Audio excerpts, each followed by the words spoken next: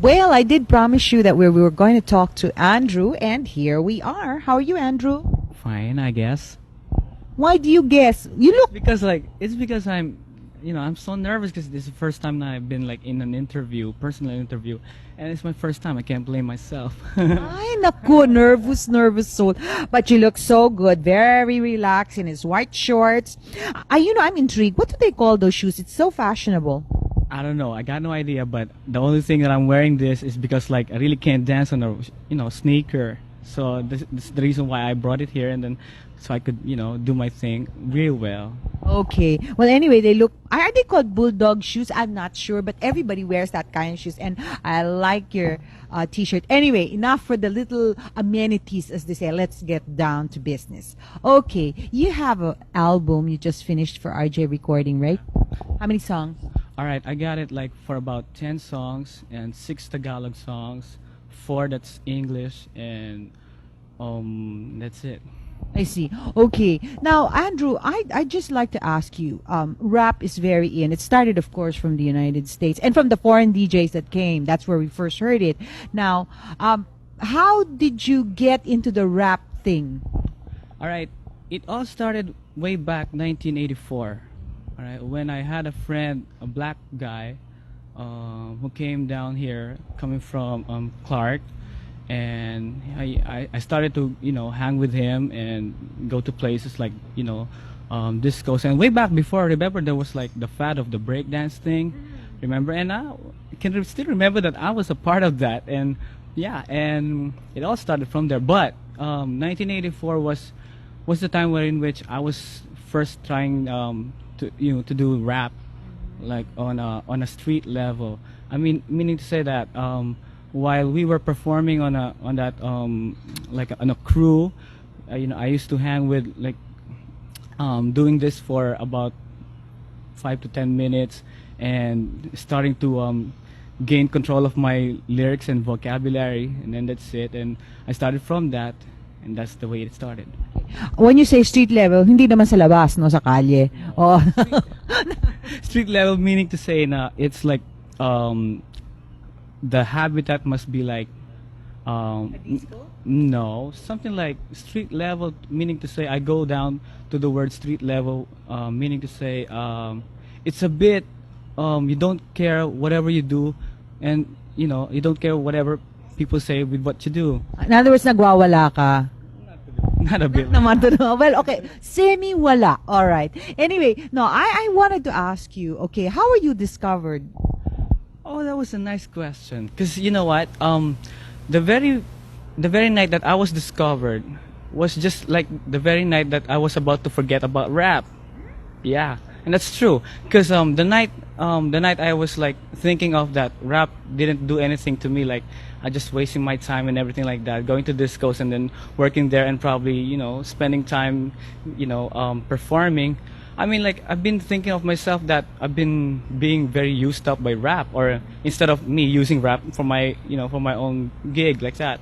But that was the night when I promised that I have to forget it for the very same reason that nothing's happening to me. Not a bit like nothing has happened. There's a lot. I mean, like I've been to places. I've been to like EDSA, the celebration. I've been like to that kind of place. But when you say nothing has happened, it's because like I never landed a recording contract. I see. And now you did. Okay. Now, Andrew, you have to explain to our televiewers, especially the uninitiated, how does a song, rap song, is that what you call it, a rap song, come about? I mean, you have this song, ano, humanap ka ng pangit. Of course, lahat tayo magaganda rito, pero anyway, no, I'm just kidding. He has this rap song called Humanap Ka ng Pangit. Now, I want to know how you came about. What was the inspiration? How do you do it? How did you do it? All right. The history behind Humanap Ka ng Pangit, and I think all the viewers really wanted to know how I did it. In what way? It was because when I was like performing in can I say the place? Yeah, yes. Okay, but first I'm in Mars Hut, like Okay, he was in another disco. All right, I was in another disco, and I've been working there for about like a year. All right, and I noticed that whenever I see party people, like partying, people who go to discos, and not only on the disco, probably that was just like beside the point, but the main point was every teenager that I know happens to decide on who to look up to are only the ones like who had who really got the looks. The looks is what like really is important um to their everyday what we call it, like everyday yeah, something like that. No, I mean, meaning to say everyday plans. Like look for a cute guy, look for a cute girl, probably like that. See, and it was like it was the time for me to be fed up for that. So I thought of myself, sit back and relax and like think of something that will really relate to what I've been seeing for the past few months, weeks, or probably days. And I went to an interesting thought that why not make a song that will probably make them think twice of looking or probably searching for a guy or a girl who really looks good or probably looks nice. Then probably I could invert them and then later on say that, hey, he's got a point, see? I mean, like, I really don't have to look for a certain guy or girl who really got that looks, but probably how about the attitude, see? Yeah. That's what lacking. So in other words, what you were saying is that let's not go for just the physical attributes, but people can be beautiful inside. Ayun. So that's what you're trying to say. Okay, now, that was the inspiration. Paano now, let's see, can you give us a little bit of the lyrics, the rap itself, maybe the first stanza, and how you arrived at that? All right. It goes like this. It goes like this. Kung gusto mong lumigaya ang iyong buhay, humanap ka ng pangit at ibigin mong tunay. Isang pangit na talagang di mo matanggap at huwag ang lalaki na iyong pangarap. Ngunit kung bakit ko sinabi to'y simple lang, pagkat magagandang lalaki ay naglalaro lang ng iyong oras, pagod, hirap at salapi, ngunit handang-handang iwanan ka naman sa sandali na ikaw ay wala nang ibigay, di ba? Kaya't pangit na lalaki ang hanapin mo, day. Kung hindi, sige ka, puso mo'y mabibiyak. Mawalay mo ng pangit, hindi ka iiyak. Am I right? I don't know, but, well, yeah, in a way, I guess. It sounds a little cynical, though, for someone so young. No, but seriously, on one hand, it sounds a little cynical, but on the other hand, also, I think what Andrew really wants to say is that it's not in the looks. I think it's better to get to know a person. Just like, for example, I'm sure you've run across this in your years being, a DJ or behind the console, right? That everybody looks up to you and says, oh, he's so cute, he's a DJ. But they never really get to know you as a person. There you go. See, that's the main point. Okay. Well, Andrew we were chatting a little earlier and he defined rap for me. How, Andrew? Tell me again.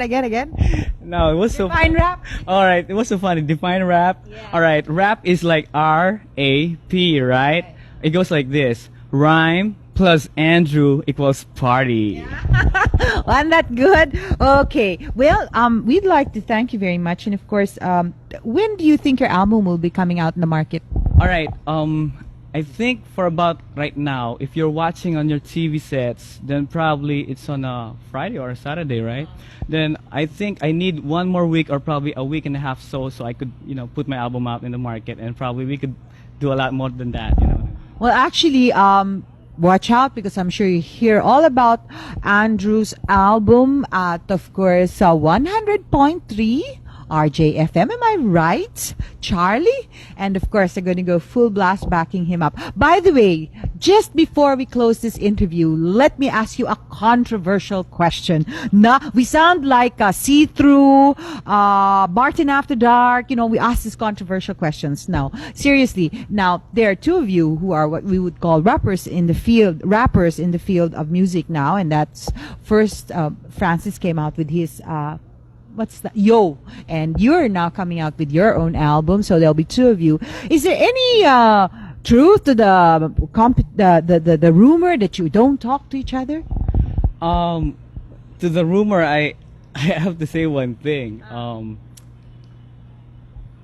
it's kind of itchy, you know. Like I really wanted to answer that, but if ever you answer that, it's gonna scatter and spread, and it will be the other way around. See, but can I set record straight? Sure. All right. Remember the date. All right. Oh, I'm gonna say this. Francis M. Magalona is a friend of mine way back since '85, and you know, Francis and I have been like friends for about like what 5 years. But it so happened that few people, or probably seldom do they see me and Franz go in a show, right? Because like he's a star already. He's up there, man, like way back. I mean, like up there, and I'm nothing. Like, so really, that's it. That's the truth. But to make a point, me and Franz like buddies. Buddies like buddies to the word friends, and that's it. No buts, no ifs, no whats, no whys. Okay, you heard it first on Midnight Session. We sound like see-through or I thought Tita Inday. No, no, Inday.